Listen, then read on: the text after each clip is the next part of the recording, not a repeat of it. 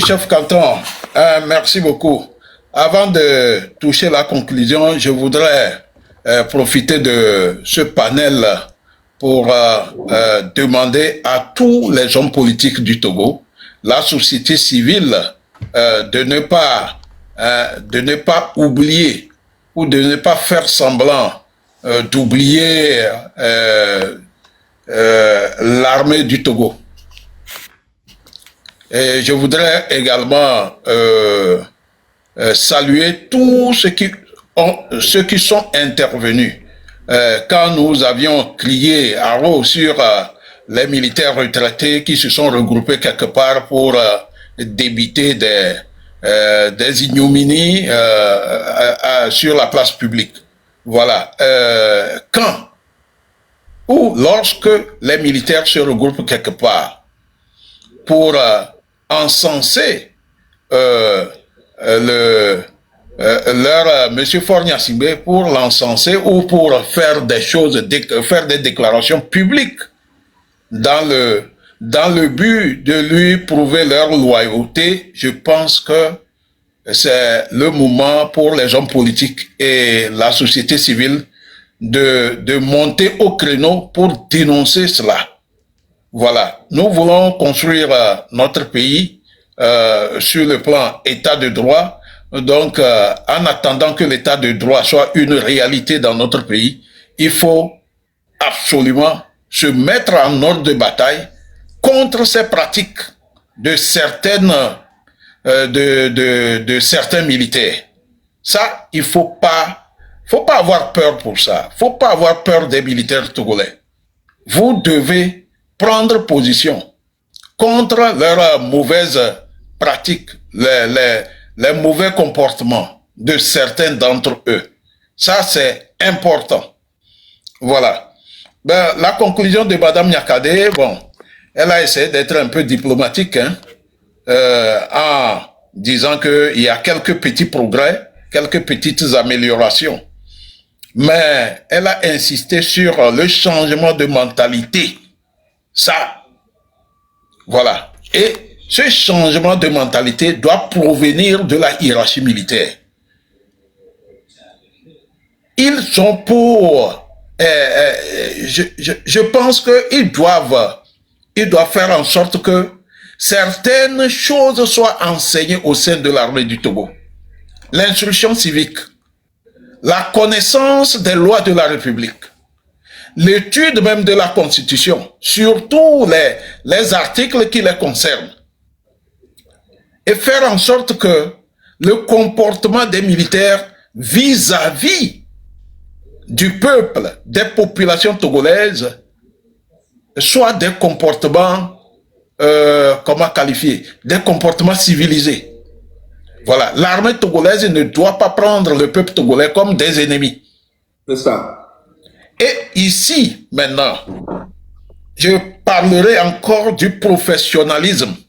Parce que l'armée togolaise doit tendre vers le professionnalisme. Quand on est professionnel au sein de l'armée, on n'exécute pas des ordres particuliers d'un homme politique. Peu importe sa nature, peu importe son sommet ou le sommet sur lequel il est. Voilà, on n'exécute pas ces ordres particuliers. Prenez l'exemple de l'armée sénégalaise, de l'armée béninoise, d'autres armées africaines qui ont un comportement civilisé vis-à-vis de leur peuple. Ça, c'est important. De l'autre côté, républicain. Un comportement, c'est ça, un comportement républicain. Et de l'autre, au Togo, nous sommes en lutte pour le changement d'un système qui a duré près de 60 ans. Alors, pour tout le peuple togolais, quand vous êtes dans la rue, faisons pression sur l'armée là. Écrivons des choses sur les pancartes. Nous, peuple, nous leur donnons les ordres. Faisons cela. N'ayons pas une haine, je ne sais pas comment la qualifier, et cette haine-là qui va nous empêcher de faire notre devoir. Peu importe le rôle que l'armée joue, Et cette armée, si nous faisons bien, nous sommes dans la rue, nous les interpellons à chaque moment. Je vous dis que ça peut faire quelque chose. Il peut y avoir une prise de conscience d'une partie de l'armée et les Perses vont se percer. Ça, c'est clair.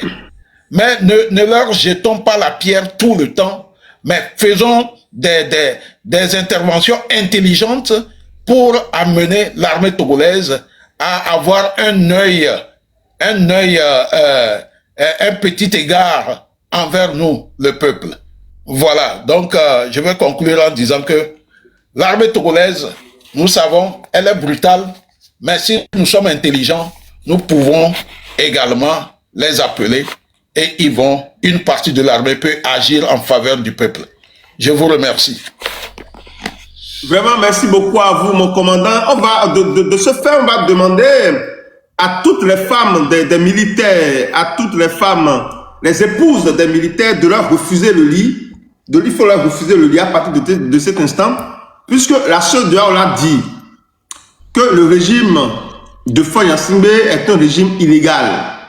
Le changement de la constitution, le passage du Togo dans la 5e République est totalement illégal. Donc, les femmes des militaires, refuser leur le lit. Ils doivent rétablir l'ordre constitutionnel.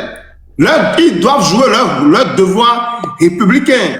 Donc, il faut leur refuser le lit. Lorsque vous allez commencer, parce que chacun doit apporter, dans quoi vous êtes fort là, il faut apporter ça pour que le changement puisse arriver. Écoutez, bon, s'il est violent, il faut pas le faire, parce qu'il y a des militaires qui sont violents envers les femmes. Si vous voyez que lui, là, votre mari, il est trop violent, là, il faut pas le faire. Je voudrais pas que, voilà, vous soyez brutalisés. Mais s'il n'est pas violent, il faut lui refuser le lit. Combien chef canton? Je vais vous expliquer merci encore une fois, commandant, pour son intervention que nous avons écouté avec beaucoup d'intérêt. Attendez, monsieur Zach, c'est chef canton qui est en train de parler. Attendez, s'il vous plaît. Allez-y, chef canton. Les militaires, là, je vais vous dire une chose. Aujourd'hui, vu le travail de Mme Marguerite Akadé en 2 ans seulement au ministère des Armées, où on nous parle de combien de mille de chaussures qui ont périmé, entre Mme Marguerite Akadé qui est en prison et Faure Gnassingbé qui est au dehors et que vous n'avez pas eu cette treillis-là, quelle personne vous a tellement aimé?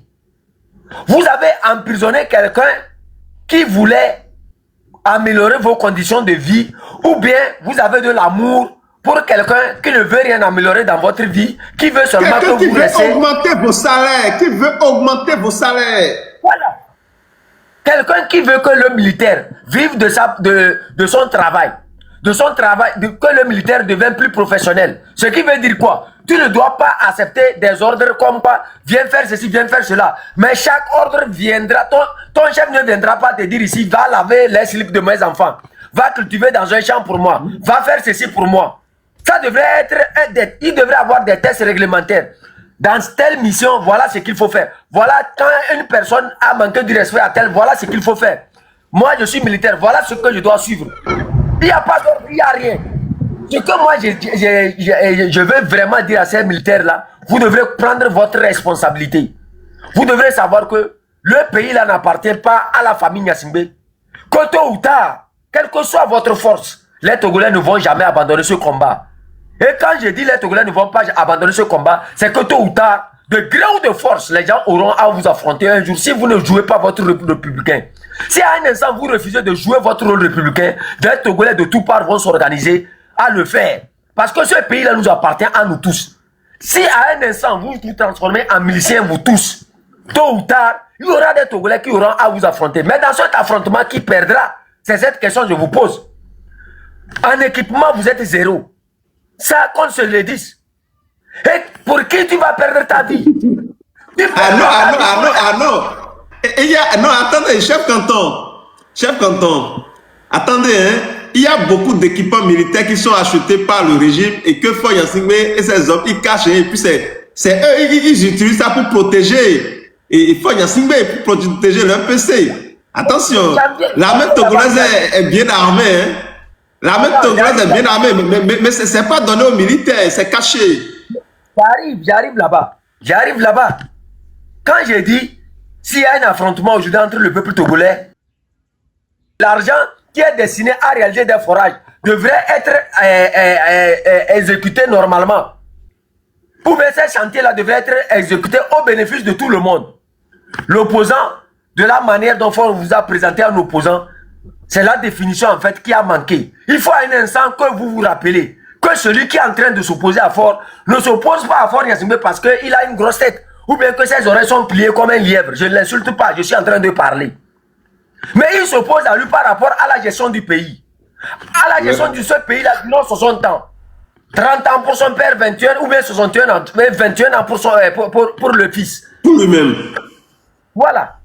Lui-même, il a passé 13 ans au ministère des Armées, de 2005 à 2020. Regardez les infrastructures de 1970 qui sont toujours ainsi. À un instant, il faut savoir faire le choix. Vous avez une population dans laquelle vous vivez. Du jour au lendemain, vous retournez vers ces populations-là à la retraite. Et vos conditions ne sont pas meilleures. Parce que la fois passée, j'ai vu un télou là qui tenait un portable avec des tailles sur le téléphone pour attacher la batterie du téléphone. Et si ces conditions, si ta fonction avait vraiment, ton travail t'avait vraiment assuré une retraite, à ton âge là, tu ne serais pas dans le rôle de te transformer en milicien. Mais à ton âge là, ça serait des enfants togolais qui viendront apprendre de toi quelque chose. Oh, pardon, mon frère, tu es allé en mission dans tel pays. Parle-nous du Mali. Tu serais dans un musée en train d'expliquer l'histoire de l'armée togolaise aux enfants qui iront dans ce musée-là. C'est ce que Mme Marguerite Nyakade est en train de dire. Qu'il faut revaloriser ces militaires-là. Ceux qui vont en opération. La fonction du militaire ne devrait pas être seulement d'être un milicien au service de quelqu'un qui ne veut que la destruction de ces militaires-là pour que lui, son nom soit célébré. Il faut que le militaire qui se bat sur un champ de combat puisse être célébré par son peuple. Et si jamais cela arrivait, ce qui veut dire que Fort Gnassingbé, les militaires lui feront d'ombre. Donc Fort Gnassingbé n'est pas là pour votre bien, mais il est là pour que vous tuez pour lui inutilement. C'est pour ça que vous voyez ces nombreux anciens militaires là, qui vont se réunir quelque part, pauvres, en train de lui défendre notre champion. Notre champion en quoi? Parce qu'ils n'ont rien à la retraite. Ils ne sont pas respectés à leur retraite. Combien de personnes à valeur de leur... Ils veulent qu'on les appelle pour leur partager encore 5 000. Honte à eux. Dans d'autres pays comme au Ghana ici, les anciens militaires, ils ont des banques. Les anciens militaires ont des comptes. Ils sont payés. D'autres ont réalisé, quand ils quittent même l'armée déjà, ils ont des entreprises qu'ils ont créées. Mais chez nous, lui le troupe, il quitte l'armée même à 30 ans de service, c'est quoi même 25 ans de service, il ne peut même pas construire une piole pour lui. D'autres ont construit des chambres derrière les îles, derrière la prison Kara. Il n'y a même pas, les fenêtres, c'est avec les sachets, les plastiques là. Le sol, ils n'ont même pas cimenté, ils dorment dedans. Moi, je connais cette armée là. Personne ne va me parler de ces gens.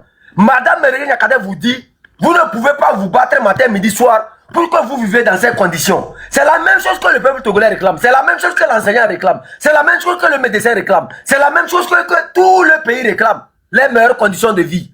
Fort Gnassingbé par jour peut dépenser 2 millions, 3 millions, 4 millions. Est-ce que vous êtes capable même de donner 100 francs à votre enfant pour qu'il aille manger à l'école?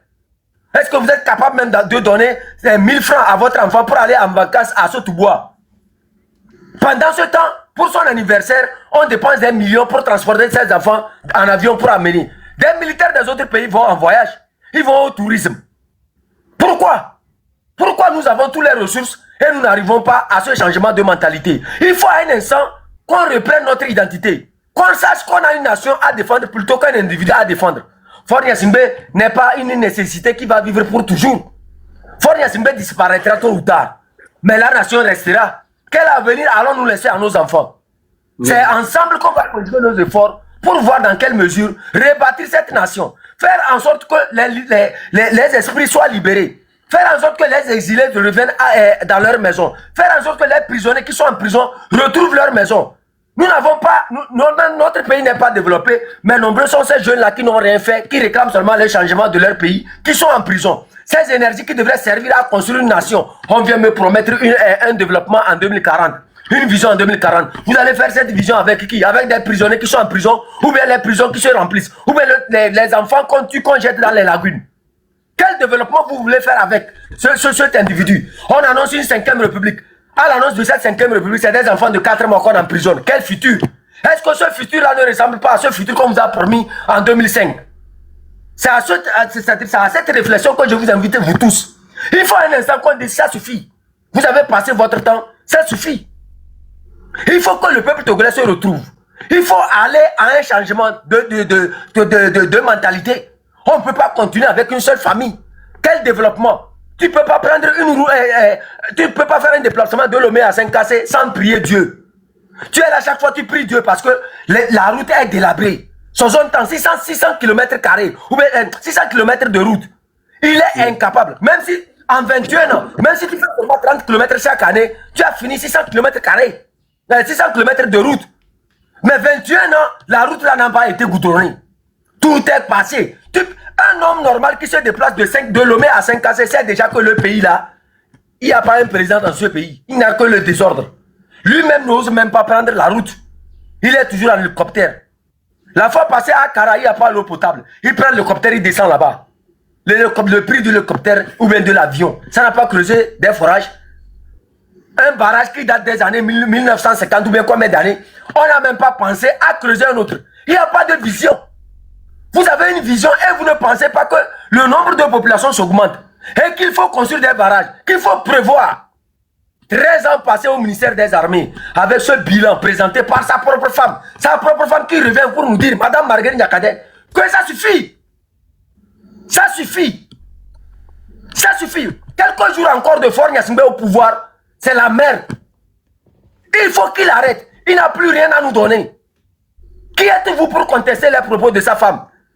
Diriger un ministère des Armées, c'est comme être un président aussi d'un pays. Que les gens le sachent aujourd'hui. Les manquements qu'elle est en train de révéler ici, c'est comme ça dans tous les domaines.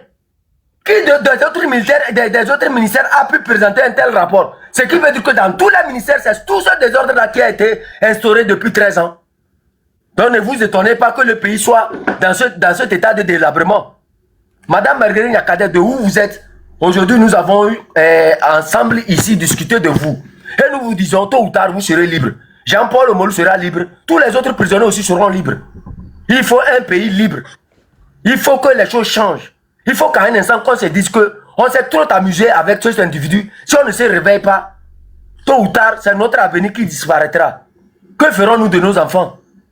Quelle sécurité pour nos enfants demain? Si aujourd'hui, nous-mêmes, on nous emprisonne, pour que nos enfants seront leurs esclaves. Merci beaucoup, monsieur Joël. Merci à vous, chef canton. Il parle de vision 2040. Mais ceux qui n'ont pas pu faire en 60 ans, c'est en 14 ans, ils vont le faire. Mais ça, c'est quelle manipulation, ça? Le gars, il est au pouvoir depuis 20 ans. 20 ans, il n'a rien fait. Et il nous dit de lui donner encore 14 ans. Mais vous voyez que c'est de la manipulation, c'est de la méchanceté. Quelle vision ils ont? Ikouma, dites-nous, quelle vision ils ont? Bonsoir, monsieur Joël. Je remercie l'homme de Souleymangé. Je le remercie beaucoup, le travail qu'il est en train de faire de toujours à jour. Et je remercie notre commandant, Olivier Ama. On vous remercie beaucoup le travail que vous faites à tout moment. Monsieur Joël, vous avez parlé quelque chose qui m'a attiré de monter. Ça fait 72 heures que la décision de CEDEAO est sortie. Nous sommes à l'étranger, on est en train de faire des recherches, on se renseigne. Nous avons des Blancs aussi qui suivent bien la politique togolaise. À tout moment, si les choses arrivent comme ça, on les approche, ils nous conseillent. Vous avez dit qu'il y a d'autres Togolais qui sont en train de faire des démarches pour que désormais, si les Togolais sortent, pour ne plus tabasser ou bien tuer ou bien emprisonner comme d'auparavant. Effectivement, on nous conseille ici que c'est dès maintenant, normalement, la société civile et les partis politiques vont s'en tenir pour attirer la population que c'est maintenant le travail. C'est maintenant de demander le gouvernement de revenir sur l'article de 92, les articles 92, Constitution 92. La Constitution. La Constitution 92. Donc, il nous dit, maintenant, le pouvoir va chercher le dialogue.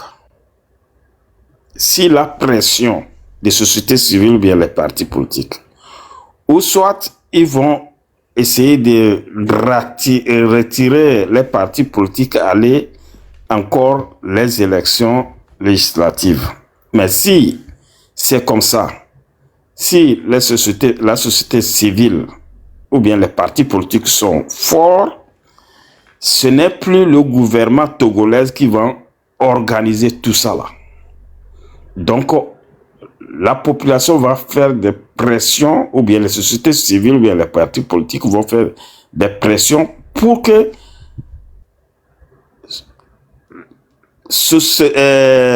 CEDEAO ou bien l'ONU même va intervenir pour qu'on puisse organiser les élections transparentes. Pour les dialogues ne seraient plus comme avant. Donc, et ils savent tous les problèmes qui se passent sur le terrain. Les conseils, maintenant, ils nous conseillent de dire les sociétés civiles ou bien les partis politiques de se tenir maintenant pour travailler. Ah, le Menegas, comment vous allez? J'espère que tout le monde va bien.